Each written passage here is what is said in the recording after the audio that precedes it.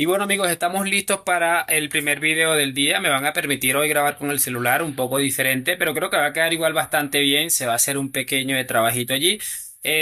Porque, bueno, es cierto que el Real Madrid no tuvo su mejor arranque liguero.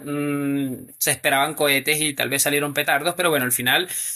¿Cuántas veces hemos visto el Real Madrid metido en este tipo de situaciones y esta gente lo de siempre, no aprenden, inmediatamente están ahí con el cuchillo entre los dientes para salir a atacar y bueno, nosotros lo que tenemos que hacer es seguir confiando en el equipo, en Ancelotti que bueno, tendrá sus cositas, sobre todo el tema de los cambios y muchas cosas, pero bueno, no estoy aquí para hablar de análisis de partido, ya eso lo hice en mi otro canal por si les interesa. Y realmente, bueno, no sé, quiero que veamos unas cositas, sobre todo algo de Real Madrid Televisión sobre el final del video, que habla muy claramente de que, bueno, está bien, hay que reconocer el mal desempeño del equipo el día de ayer, o tal vez ni siquiera un mal desempeño, pero sí reconocer que las cosas no salieron como probablemente todos deseábamos, pero también hay que ver cómo influye el tema arbitral en esta en esta tesitura tan horrible en la que está metido el Real Madrid. Así que bueno, les voy a pedir lo de siempre, que me acompañen hasta el final de este video, lo descubrimos juntos y arrancamos. Vamos a pasarnos aquí a la pantalla para verificarlo. Y muchachos, me gustaría arrancar con esto de Jorge de Alessandro, que probablemente sea uno de los que estaba esperando esta caída, por llamarlo de alguna manera, del Real Madrid. Y ha comentado algo ayer en el Chiringo, que por cierto volvió a hacer realmente bien poco. Más tarde probablemente les haga un video también hablando de algo que se dijo en ESPN. Pero bueno, vamos a escuchar esto porque la verdad es bastante llamativo. Así que vamos a reproducirlo. Que lo de las piernas, de acuerdo. Que es nuevo, de acuerdo. Y la autocrítica de Ancelotti, te digo, yo sé que no la comparto, porque él ha estado muy agresivo y muy duro con un aspecto que sí ha sido trascendental porque es el empate. Pero para mí el problema no está ahí del Madrid. El Madrid está atacando mal. ¿Por qué está atacando mal? Porque hay que abastecer a los tres aviones que tiene arriba. Es decir, el Madrid tiene a los puntas desconectados. No hay conexión, lo estábamos explicando perfectamente con José Luis Sánchez y con Alfredo Duro. El Madrid no conecta, no llega a la pelota, no se le presenta a Mbappé la pelota con ventaja, ni a Vinicius. Todo ha salido, Josep, de jugadas individuales y acciones individuales. A ver, aquí empieza hablando un poco de lo que le está sucediendo al equipo, en lo que puedo llegar a coincidir. Pero realmente es que es incluso absurdo decir este tipo de cosas cuando probablemente Ancelotti sea el primero en saber cuál es el problema que está sucediendo dentro de su equipo, que no está funcionando porque has bajado del equipo a un futbolista que probablemente te haya dado momentos de brillantez en ese centro del campo que te estuvo dando el equilibrio, así que probablemente estemos hablando de que Ancelotti sepa más que nadie lo que está sucediendo con su equipo.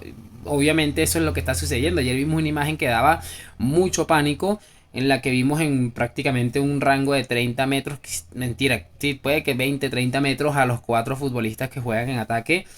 Y obviamente algo no está funcionando. Es el primer partido. Vi un tuit que me pareció brillante que decía que se notaba más la ausencia de Kroos que la presencia de Kylian Mbappé. Y eso es algo que Ancelotti evidentemente tendrá que ir corrigiendo. Y no me queda ninguna duda de que va a terminar saliendo. Vamos a seguir escuchándolo.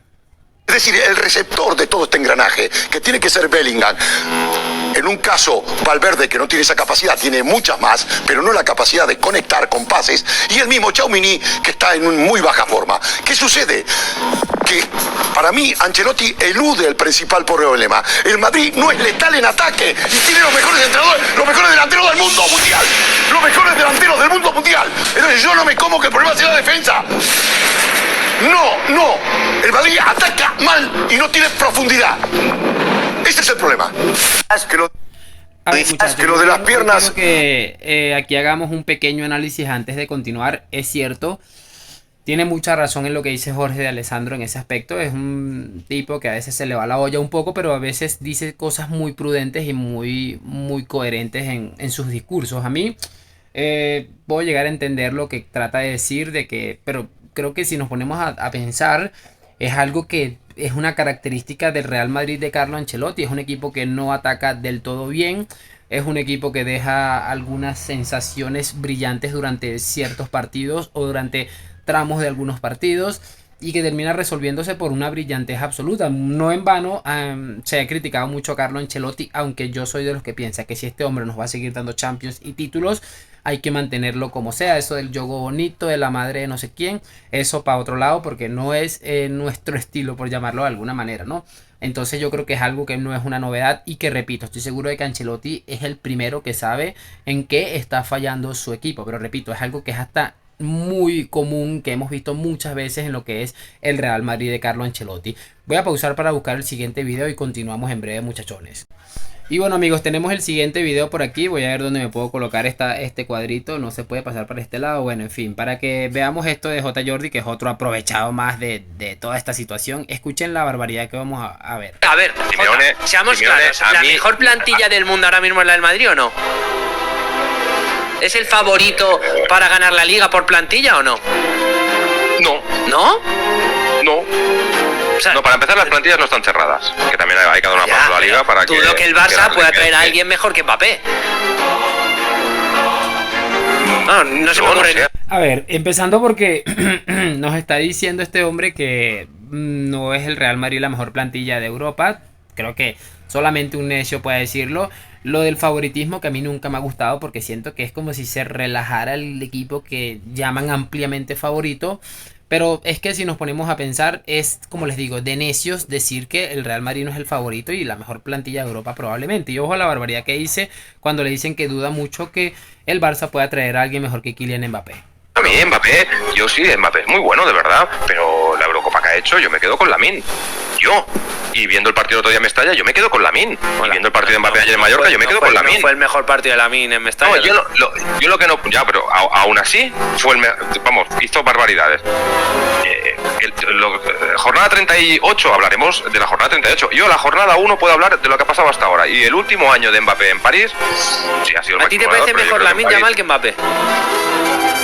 A día de hoy, ¿viste la Eurocopa y visto la jornada número 1? Yo es que si quieres analizo de toda la historia, pero claro, es que Mbappé tiene, Lamine tiene 17 años. Te digo, ¿cuántos años tiene Mbappé? 25, 26, ¿no? A ver, sí. 25 va a cumplir. Claro, cuando Lamine tenga 26, pues no sé, pero es que Lamine tiene 17. Y yo te digo, a día de hoy, los últimos 3 meses de competición, ¿quién ha estado mejor? Y incluso me atrevería a decir el último año, ¿quién ha estado mejor? Por esa regla. Bueno, chicos, ahí está lo que les estaba diciendo. Es un personaje que ya nos ha acostumbrado a escuchar barbaridades. Normalmente estas frases terminan envejeciendo bastante mal.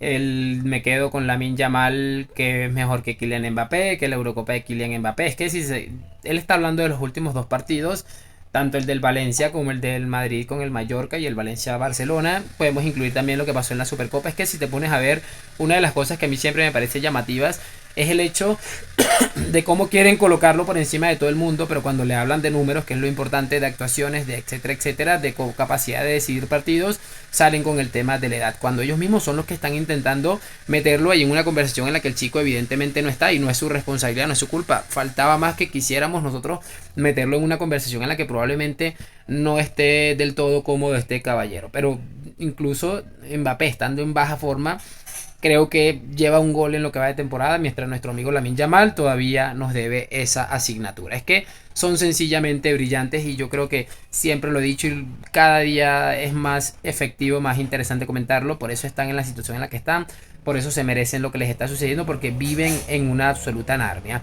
Vamos a pausar para buscar el último video, de Jesús Alcaide, que me pareció brillante, haciendo autocrítica, pero también explicando el por qué el Real Madrid está en una situación ahí un poco compleja. Así que vamos a pausar y busco el otro video. Bueno, chicos, aquí está ya el video. Vamos a reproducirlo. Está un poco bajo el audio. Voy a tratar de ponerle aquí el volumen a tope. Y bueno, vamos a verificar esto brevemente, porque honestamente es que es muy llamativo. Y repito, creo que es un discurso que debe tener el madridismo siempre como bandera, porque está bien, hay que hacer autocrítica, sobre todo cuando las cosas no van bien. Pero hay cosas que se escapan de nuestras manos y que lo dije en mi otro video, en mi otro canal, en el video que hice ayer tras el partido. No podemos obviarlas, así que vamos a reproducir esto rápidamente. Lo permite Movistar, claro. Es cómplice. Vamos a ver, de lo que se ve en el campo y del relato que se ofrece a los telespectadores en función de lo que se pretende ofrecer. Sí, claro, mañana no sabemos quién, mañana, sí lo sabemos. Mañana sí lo sabemos. Mañana el relato va a ser que el Madrid, que es cierto, no ha sido un gran partido y que problemas del Real Madrid y tal, pero que vale, que habrá que lo ha dicho el mismo Ancelotti, que hay cosas que mejorar. Que sí, pero es que eso no se oculta, que lo estamos diciendo y lo ha hecho el mismo Ancelotti. Y que está en la declaración de Ancelotti. Pero el tema arbitral no va a ser evidente. evidentemente. Y luego sabrán que los vídeos de Real Madrid Televisión son terribles y no pagar a Enrique Negreira. Simplemente, simples datos.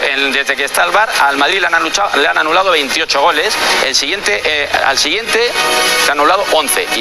Y desde ahí vamos hacia abajo. Clos Gómez, recordamos siempre, como tú dices, Miguel Ángel, con el que el FC Barcelona nunca perdió, es el responsable del VAR, ¿no? Bueno, ahí sigue. Los servicios del VAR, ¿a quién se han otorgado? A MediaPro, cuyos dueños responsables o tienen intereses en el Barcelona, porque es así, o lo han dicho ellos, o son simpatizantes del Barça, que lo han dicho ellos. Que lo han dicho ellos, que no lo digo yo, que lo han dicho ellos. El realizador jefe de la realización es el señor Oscar Lago, es del Barça, y lo ha dicho él.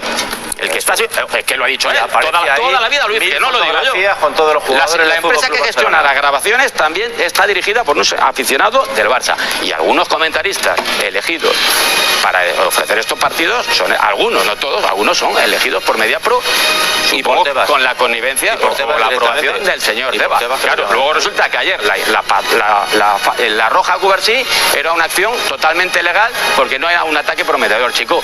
Es que es todo, es que es un sistema, es arbitral y el sistema. Y con eso el Madrid, a pesar de todo, sigue la realización y la designación de los comentaristas. Vamos a seguir. La vida sigue igual. Decisiones arbitrales que influyen. El juego del Real Madrid, como hemos comentado, pero las decisiones arbitrales que influyen. La roja, que tenía que haber señalado o sacado del campo, mejor dicho, a Maffeo al final de la primera parte. Y el penalti clarísimo, porque es un agarrón clarísimo, solo habéis visto esa imagen, a Militao. Volvemos enseguida con más de Sotogrado y de Iglesias Villanueva, que ya les conocemos.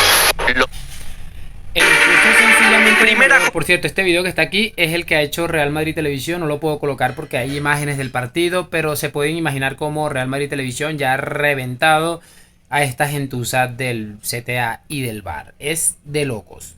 Es sencillamente triste, pero creo que también sería de necios no reconocer que estamos compitiendo contra un equipo que, bueno, tendrá sus jugadores interesantes y que va a sacar muchos puntos esta temporada. Estamos compitiendo contra sistemas arbitrales, contra árbitros que se han agarrado esto de manera bastante personal. El caso de Sotogrado creo que también es bastante llamativo, el árbitro principal de ayer. Estamos compitiendo también contra los medios de comunicación que se callan absolutamente cualquier situación. Estamos compitiendo contra absolutamente todo un sistema. Por eso me parece tan importante y tan brillante este discurso, y sobre todo la parte que dicen que hay que entender que el juego del Madrid ayer no tuvo la respuesta esperada o lo necesario, pero que evidentemente allí hay algo que está bastante curioso y bastante llamativo. Yo lo de siempre, espero que hayan disfrutado de este video, que me hagan saber por supuesto sus opiniones en los comentarios, que me dejen su like, suscripción. Hoy, mañana y siempre a la Madrid. Gracias por acompañarme, nos vemos en un próximo video y chao.